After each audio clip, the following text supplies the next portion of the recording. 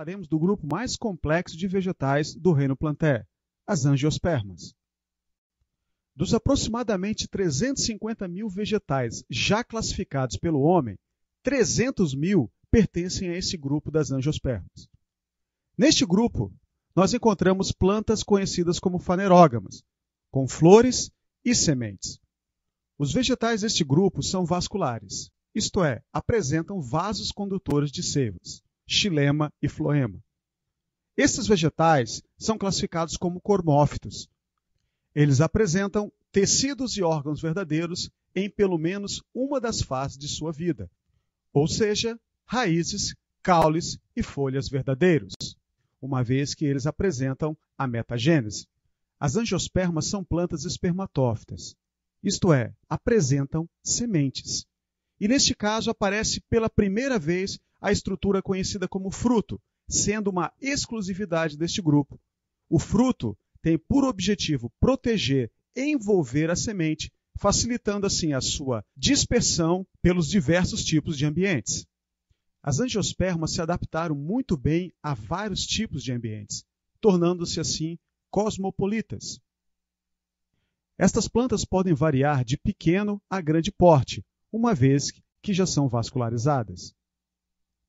As angiospermas se dividem em dois grandes grupos: monocotiledôneas, representadas pela grama, arroz, cana-de-açúcar e o coqueiro, e as dicotiledôneas, agora representadas pela rosa, laranja, café, abóbora e o eucalipto. O quadro a seguir relaciona as principais diferenças entre mono e dicotiledôneas, principalmente quanto à sua morfologia externa. Bom, primeiro a raiz. A raiz em monocotiledôneas ela é fasciculada ou cabeleira, ou seja, não apresenta um eixo central, apenas eixos secundários, enquanto que nas dicotiledôneas a raiz é axial ou pivotante, apresentando um eixo central, do qual partem eixos secundários. O caule nas monocotiledôneas normalmente não apresentam crescimento em espessura, e seus feixes vasculares estão distribuídos de maneira irregular ao longo do caule. Nas dicotiledôneas pode ocorrer o crescimento em espessura, e os seus feixes vasculares agora são bem organizados ao longo do caule. As folhas nas monocotiledôneas geralmente apresentam uma bainha bem desenvolvida, e as nervuras presentes nesses tipos de folhas são paralelas. Já nas dicotiledôneas, as bainhas geralmente são reduzidas e as nervuras são bem ramificadas, isto é, reticuladas. O número de peças florais de uma monocotiledônea é múltiplo de 3. 3 pétalas, 6 pétalas, 9 pétalas, portanto, flores trímeras.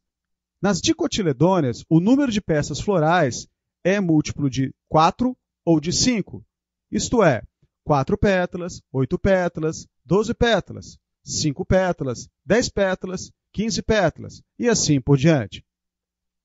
Suas flores, então, são chamadas de tetrâmeras ou pentâmeras. Com relação à semente, as monocotiledôneas apresentam apenas um cotilédone, enquanto que as dicotiledôneas possuem 2 cotilédones. Vamos falar um pouco agora da reprodução das angiospermas. Nesse tipo de reprodução existem 2 gerações de vegetais.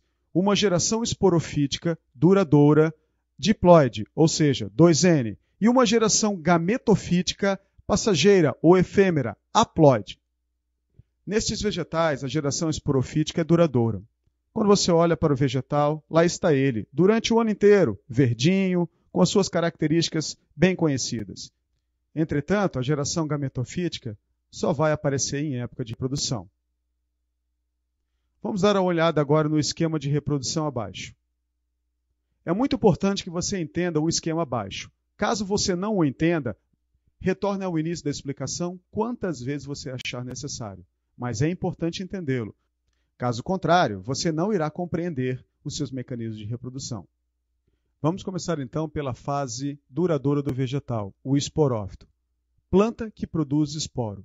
Essa estrutura é uma estrutura 2N, que, como o nome está falando, produzirá um esporo. Neste caso, os esporos de um esporófito 2N serão esporos haploides, ou seja, esporos N. Os esporos haploides produzidos a partir de um esporófito diploide estarão agora se desenvolvendo e estarão formando um gametófito N. Nesse caso, uma planta que produz gametas. Os gametas produzidos a partir desse gametófito haploide também serão haploides.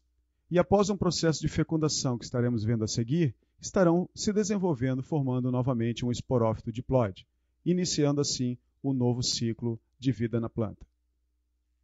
Os esporófitos são organismos pluricelulares. Neste caso, através de um processo de meiose, veja bem, meiose, estarão produzindo esporos N. Esses esporos apresentam metade do material genético da planta-mãe.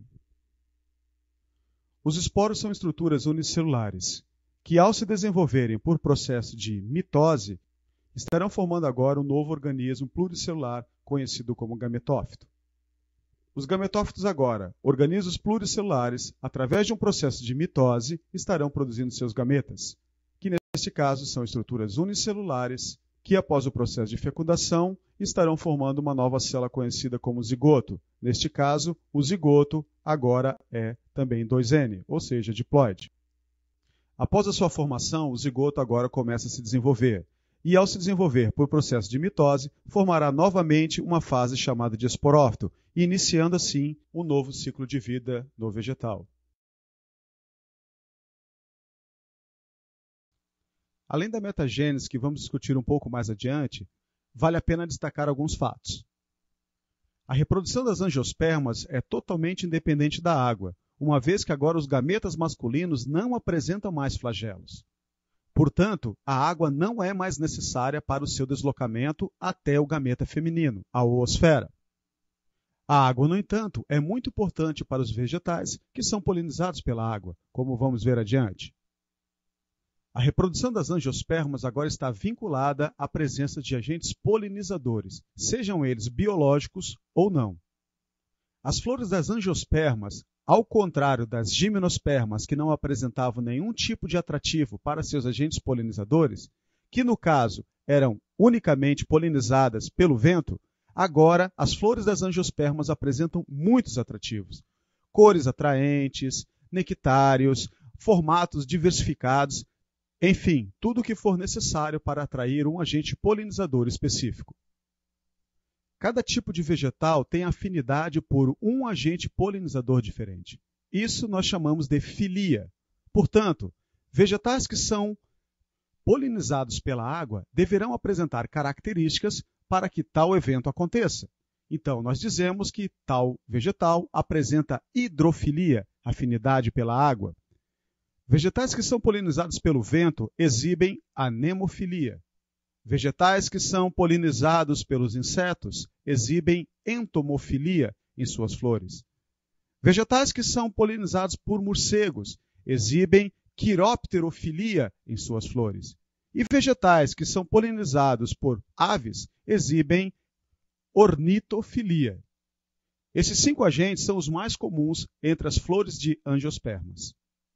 Vamos falar agora um pouquinho das características das flores e a relação com seus agentes polinizadores. Flores polinizadas pela água geralmente são de ambiente aquático. Flores polinizadas pelo vento geralmente não apresentam cheiro, não apresentam formas atrativas, não apresentam nectários, não apresentam características para a atração de um agente polinizador biológico. Porém, a quantidade de pólen que deve ser produzida por esses tipos de flores é muito maior do que as outras flores. O pólen deve ser seco, o pólen deve ser exposto e produzido em grande quantidade, além de ser muito leve para que o vento possa transportá-lo.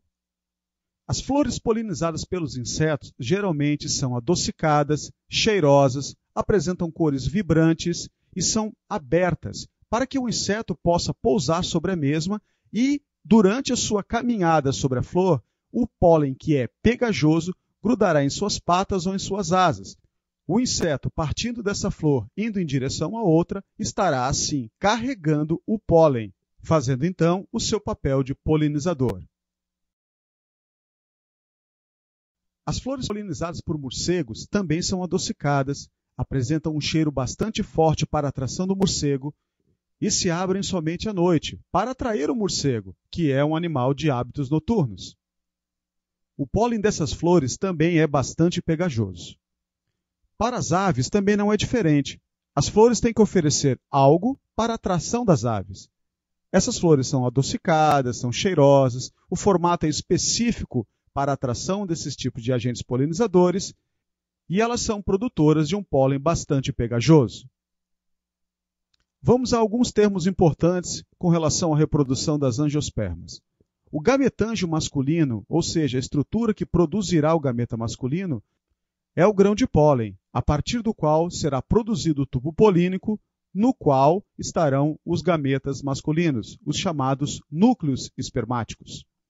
O gametângio feminino é a estrutura conhecida como saco embrionário, formado pelo conjunto ovário e óvulo.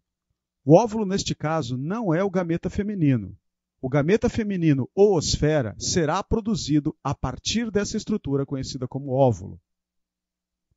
O óvulo é composto de pelo menos 8 células, sendo que 3 células são passíveis de fecundação e outras 5 são estéreis. A fecundação nas angiospermas é dupla. Vamos falar um pouquinho dela.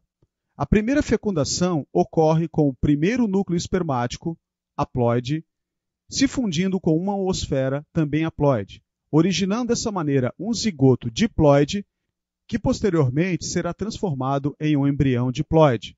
Esse embrião ficará acondicionado dentro de uma semente, envolvido agora por um fruto.